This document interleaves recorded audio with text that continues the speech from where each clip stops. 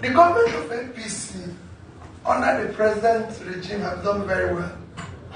Because remember, when the president was campaigning, he said he would continue from where Buhari stopped.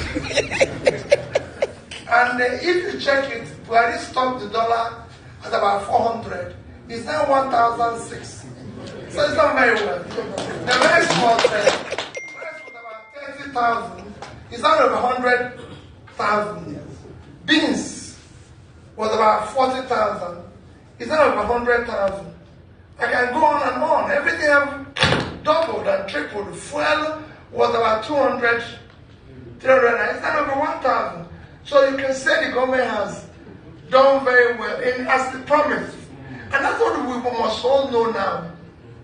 The government has just said, we are coming together for the future of this better society our children will live in. It is not about ourselves again. We have been wasted enough time in this country. We now want to invest. Yes, you're right. I'm just like Indonesia. I want Nigeria to be like an Indonesia. A president was sworn in Indonesia in 2014. Another one was sworn in Nigeria in 2015. So two governments came in. By 2024, 10 years after, that government in Indonesia moved their GDP from about 800 billion to 1.5 trillion. Per capita from about 3,000 to about 5,000.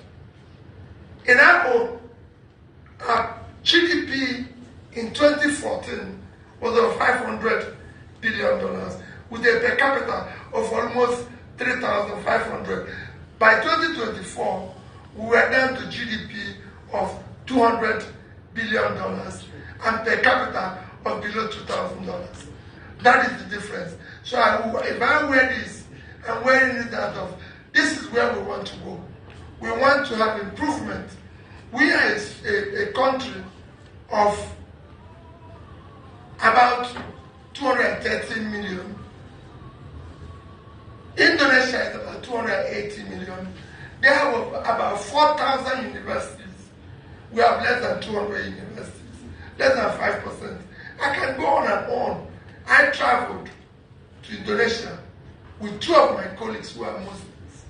And I asked them for after 1 week of visiting everybody, including the former president and everything, did you see one Almajiri here?